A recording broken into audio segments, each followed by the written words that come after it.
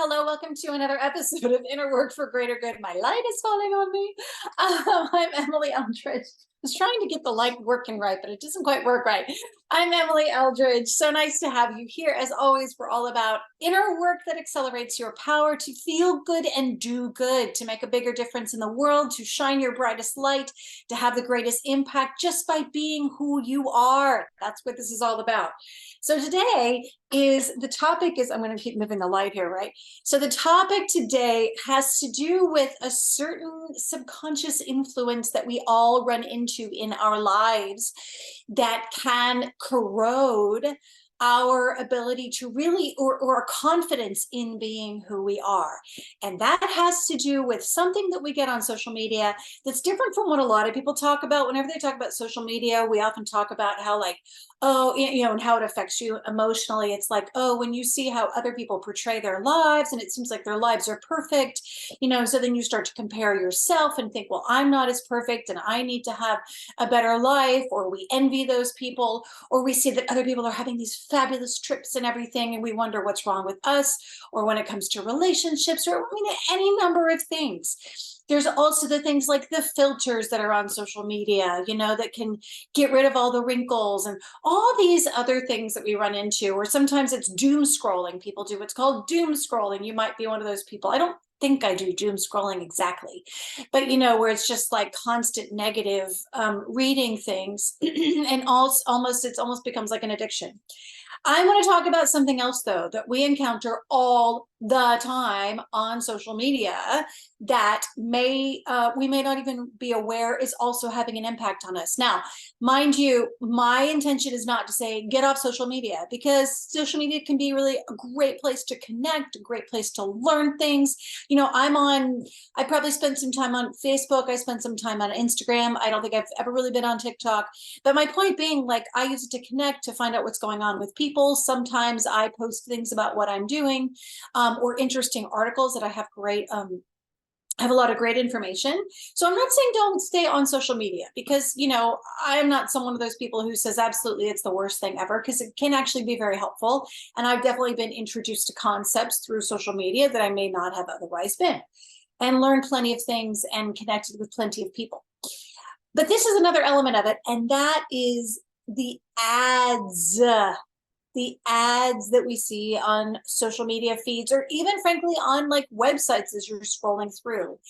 Now, I cannot profess to know all the different technological things, or understanding why certain things get advertised to some people and other things to other people. There are certain algorithms, there are demographics. It can be based on what we've already clicked on. It can be based on, like I said, demographics, like, who we are, where we live.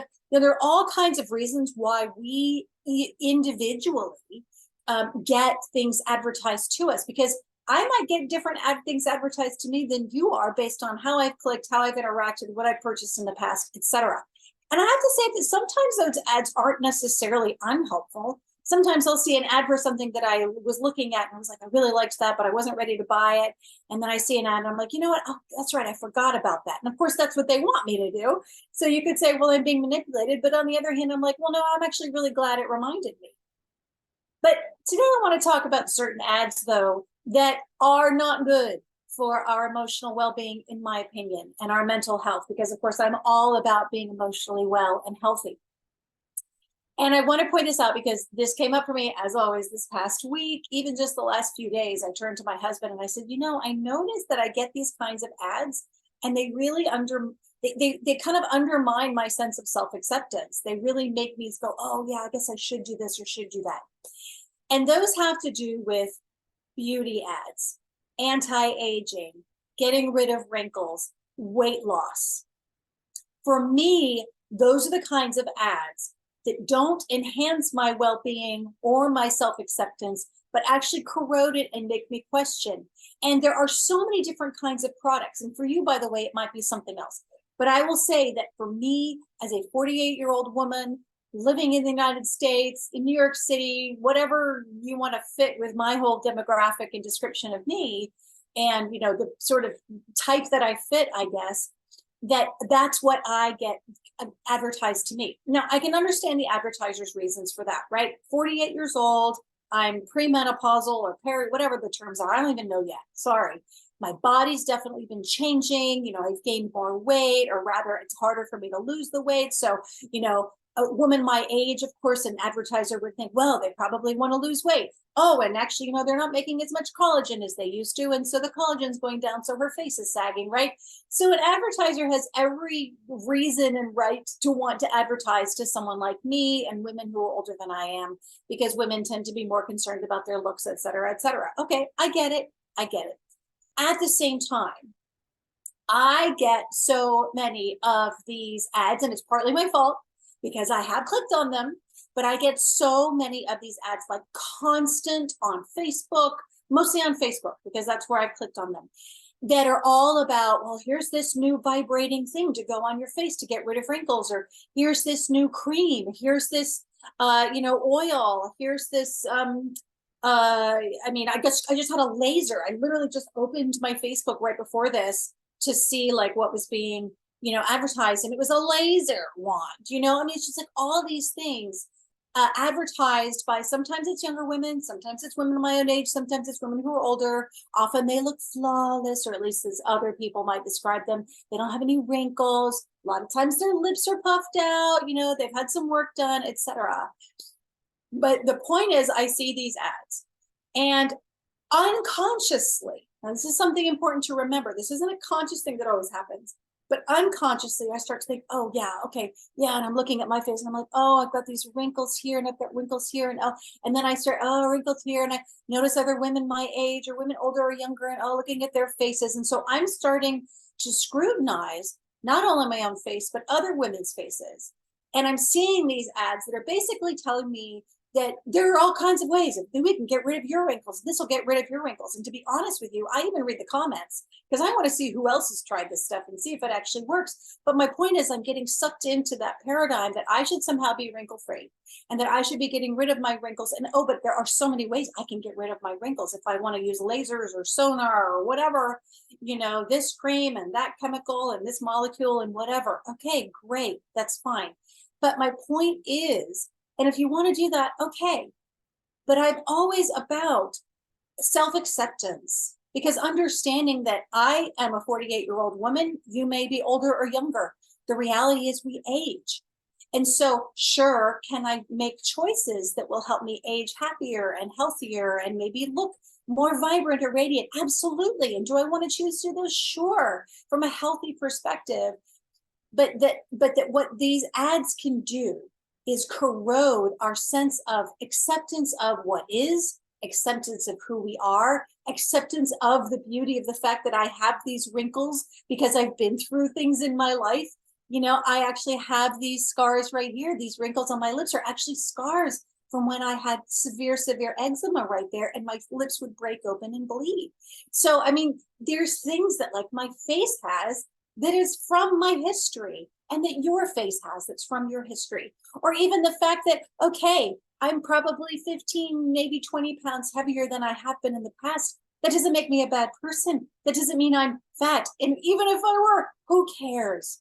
The point is that these ads can really corrode our sense of our self-esteem, our self-confidence, our trust in ourselves, our love for just showing up and radiating in the world. Something I remind myself of, just as a side note, is that my grandmother, sadly, she died at the age of 65, but she was someone, she never did anything to her face. She was just radiantly beautiful. She didn't do, and this was, of course, pre-Botox and pre all that kind of stuff. But I think even at this age, I don't think she would do that, because she always prized like being beautiful from the inside. And my mom is the same way. I'm really, in my opinion, very blessed that I have two matriarchs in my life who've actually embodied, self-acceptance in terms of your own body and your own face, and really just like shining your light from within. So that's personally for me, my personal approach. Now, am I doing things like face yoga? Sure, because it actually feels really good. And so sure, it can get rid of some of the wrinkles, but it's also de-stressing. There's different reasons we can use, for doing different things. But my point is to be aware of how the ads that you're seeing might be affecting you emotionally, mentally, psychologically, spiritually, whatever. notice how they might be affecting you, because they can have a very subconscious effect. And if you're noticing ads that are advertising things that are actually making you feel less than, not good enough, not beautiful enough, or that you somehow need to be better than you are, there are several things you can do when it comes to social media. One is very simple. Click on, like on Facebook, there's 3 dots. In fact, most social media platforms, I believe, there are those 3 dots on this side, sorry, on the right side, whatever. But there's those 3 dots, and you can click on those, and usually you can hit hide this ad. So look for that. If you're like, you know what, fine, that's great, there are all these new products, but this is really impacting me emotionally. I really don't want to see all of this when I go online just to find out how my friends are doing or my kids are doing. Click on the 3 dots and click hide this ad. You can also even look further in. I noticed that you can find out why this advertiser is advertising to you, and you can sort of investigate some of that if you want to. And in my case, it's because I have interacted with those ads. So the algorithm says, oh, she likes this stuff, let's give her more. So I need to learn to not interact. But in the meantime, I can also hit hide this ad so that I stop getting this stuff. I don't want this stuff. Click ads that are related to things that actually bring you joy. So you can actually change your own personal algorithm that says, yes, I actually really like arts and crafts. I actually like flower designing. These are some of my things on Instagram. I love watching flower design. I love watching, just all kinds of other things that have to do with, travel or just joy or creativity or fun that don't have to do with how I look. So those are things you can click, those ads of things that you really, maybe like interior decorating, click more interior decorating ads so that you get some of those. And just remember that no matter what, there is no product in the world that will bring you the self-love and inner peace that you seek. These products usually work, and their ads work because they promise something. I will tell you, I've actually tried some of these products. I haven't been all that impressed with some of them. Some of them I'm like, this doesn't really work. Or I'd have to use it for like 6 months before I'd even see a little bit of a change. And I'm like, I'm not willing to spend that much money. So just so you know, though, no product is going to give you that inner radiance, that inner joy, that inner peace, that love. That's the true work. That's the deepest, most lasting work you can possibly do. Is not by getting more products or treatments or weight loss programs or whatever. It really does have to do with loving yourself.